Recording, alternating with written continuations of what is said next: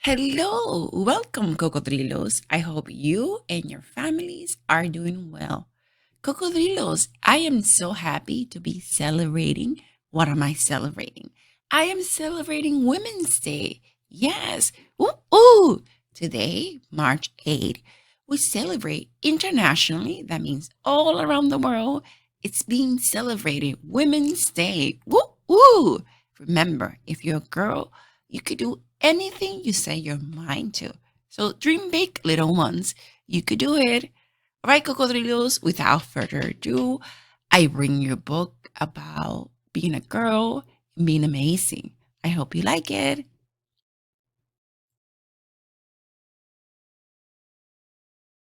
Ada Twist, Scientist, written by Andrea Beaty, illustrated by David Roberts. Ada Marie, said not a word till the day she turned 3. She bounced in her crib and looked all around, observing the world but not making a sound. She learned how to climb and made her big break, with a trail of chaos left in her wake. She ran through the day, chasing each sound and sight, and didn't slow down till she conked out at night. Her parents were frazzled, but tried not to freak, as Ada grew bigger and still did not speak. Clearly, young Ada, with lots in her head, would have something to say when it ought to be said. That's just what happened when Ada turned 3. She threw to the house on a fact-finding spree and climbed up the clock just as high as she could. Her parents yelled, "Stop!" as all good parents would. Ada's chin quivered, but she did not cry. She took a deep breath and she simply asked, "Why?" Why does it tick and why does it talk? Why don't we call it granddaughter clock? Why are there pointy things stuck to a rose? Why are there hairs up inside your nose? She started with why, and then what, how, and when. By bedtime, she came back to why once again. She drifted to sleep as her dazed parents smiled at the curious thoughts of their curious child who wanted to know what the world was about. They kissed her and whispered, "You'll figure it out." Her parents kept up with their high-flying kid, whose questions and chaos both grew as she did. Why? What? How? When? Why? What does it do? What is it for? Would it be the same? What if?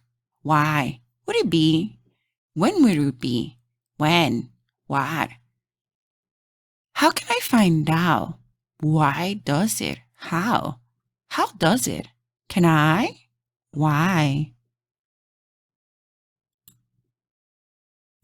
Even Miss Greer found her hands were quite full when young Ada's chaos wreaked havoc at school. But this much was clear about Miss Ada Twist. She had all the traits of a great scientist. Ada was busy that first day of spring, testing the sounds that make mockingbirds sing, when a horrible stench whacked her right in the nose, a pungent aroma that curled up her toes. "Zoe," said Ada, which got her thinking. What is the source of that terrible thinking? How does a nose know there's something to smell? And does it still stink if there's no nose to tell? She rattled off questions and tapped on her chin. She started at the start, where she ought to begin. A mystery, a riddle, a puzzle, a quest. This was a moment that Ada loved best.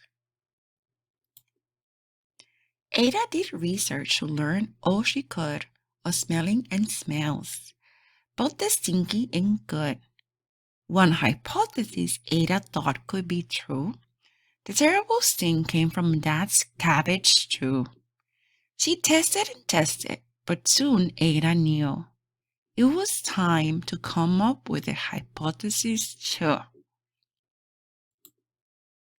Then Zoe, the stinky stuck again. Just like that. Hypothesis 2. It's caused by a cat. The cat couldn't make such a stink on its own. It needed perfume and some fancy cologne. So young Ada tested. The test was a flop. She started again, but her parents yelled, "Stop!" Ada Marie, to the thinking chair. Now, by the time we count 3. Enough, said her mother. That's it, said her dad. Her parents were frustrated, frazzled, and mad. Why? Ada questioned. Her mother said, no. What? Ada queried. Her father said, go. You have ruined our supper. You made the cat stink. Enough with your questions. Now sit there and think. She looked at her parents. Her heart turned to goo.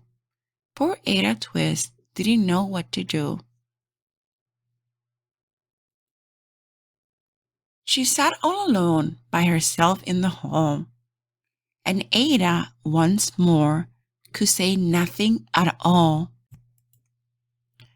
And so Ada sat, and she sat, and she sat, and she thought about science and Sue and the cat, and how her experiments made such a big mess. Does it have to be so? Is that part of success? Are messes a problem? And while she was thinking, what was the source of that terrible thinking? Ada Marie did what scientists do. She asked a small question, and then she asked 2. And each of those led her to 3 questions more. And some of those questions resulted in 4. As Ada got thinking, she really dug in. She scribbled her questions and tapped on her chin. She started at why, and then what, how, and when. At the end of the hall, she reached why once again. Her parents calmed down, and they came back to talk. They looked at the hallway and just had to gawk. No patch of bare paint could be seen on the wall. The thinking chair now was the great thinking hall. They watched their young daughter inside as they did. What would they do with this curious kid who wanted to know what the world was about? They smile and whisper, "We'll figure it out."